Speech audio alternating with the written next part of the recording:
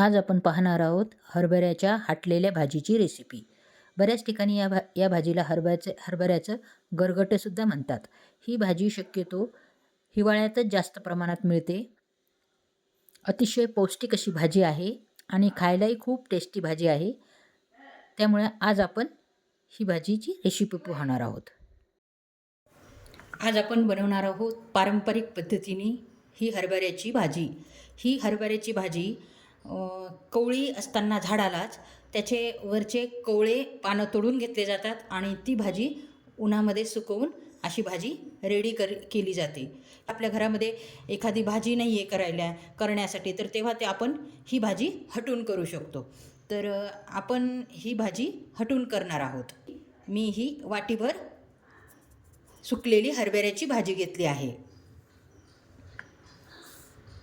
त्यानंतर या भाजीमध्ये आपल्याला अगदी थोडे डाळीचे पीठ घालायचे आहे. अगदी 2 ते 3 चमचे. हे पहा, आपण पीठ घातले आहे या भाजीमध्ये आणि असे मिक्स करून घेणार आहोत. अशा प्रकारे आपल्याला हे भाजीमध्ये पीठ घातले आहे आणि असे मिक्स करून हे आपल्याला साईडला बाजूला ठेवून द्यायचे आहे. तर चला मग आपण पुढची तयारी करूयात. त्यानंतर लागणार आहे भरपूरसा लसूण. तर आपल्याला भरपूरसा लसूण लागणार आहे. त्यासाठी मी अर्धा कांडून घेणार आहे आणि अर्धा चिरून घेणार. अशा प्रकारे बारीक चिरून घ्यायचा आहे आपल्याला.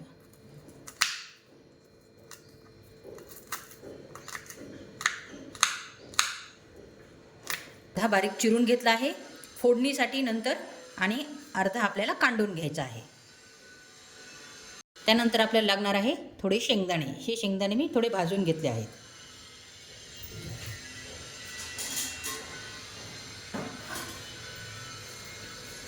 हे शेंगदाणे आणि हे लसूण एकत्र करून आपण मिक्सरला जाडसर बारीक करून घेणार आहोत. हे पहा, अशा प्रकारे मी मिक्सरला बारीक करून घेत आहे. हे पहा, अशा प्रकारे आपल्याला हा कुट्टा, लसणाचा कुट्टा तयार करून घ्यायचा आहे. जाडसर मी केलेला आहे. एकदम जाड करून घ्यायचा आहे आपल्याला, जेणेकरून भाजीला चव येते. त्यानंतर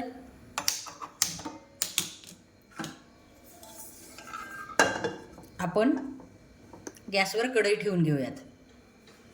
हे पहा, आपली कढई तापली आहे. त्यात आपण घालणार आहोत तेल.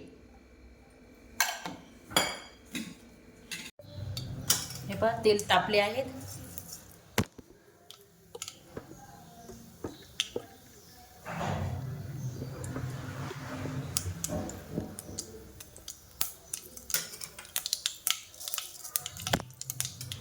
हे पहा, मोहरी घातली मी.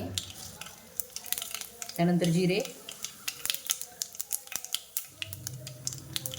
या भाजीमध्ये जिरे, मोहरी आणि त्यानंतर आपण 2 ग्लास पाणी ओतून घेतले आहे. 2 ग्लास पाणी ओतून घेतले आहे आणि त्यानंतर आपण घालणार आहोत चवीनुसार मीठ.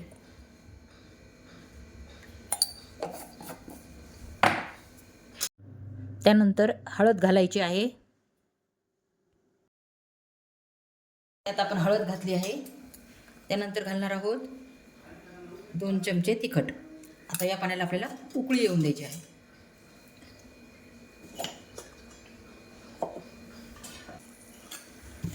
फोडणीला उकळी फुटल्यानंतर त्यामध्ये आपल्याला हा कुट्टा घालून घ्यायचा आहे.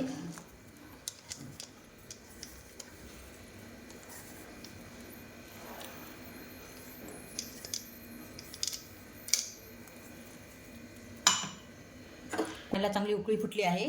त्यानंतर आपण ही भाजी त्यामध्ये हटवून घेणार आहोत.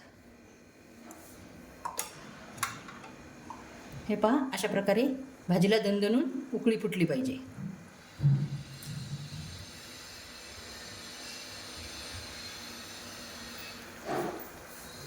हे पहा, भाजीला उकळी फुटली आहे. आता आपण ही भाजी हटवून घेणार आहोत.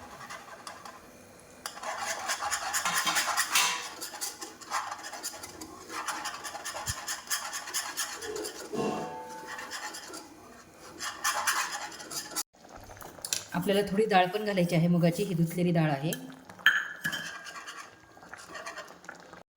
आपल्याला 5 ते 10 मिनटं ही भाजी शिजून द्यायची आहे.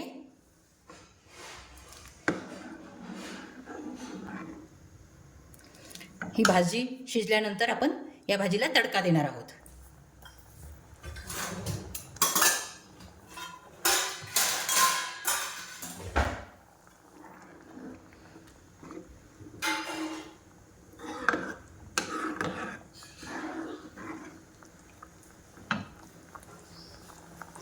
हे पहा, आपली भाजी शिजली आहे. आपण या भाजीला आता तडका देणार आहोत. मध्ये आपण तेल घेतले आहे. मोहरी कडकडली आहे. आता त्यामध्ये आपण लसण घालणार आहोत आणि लसण चांगला फ्राय होऊ देणार आहोत. हे पहा, लसण चांगला ब्राऊन झाला आहे. या स्टेजला आपण भाजीला फोडणी देऊया. हे पहा,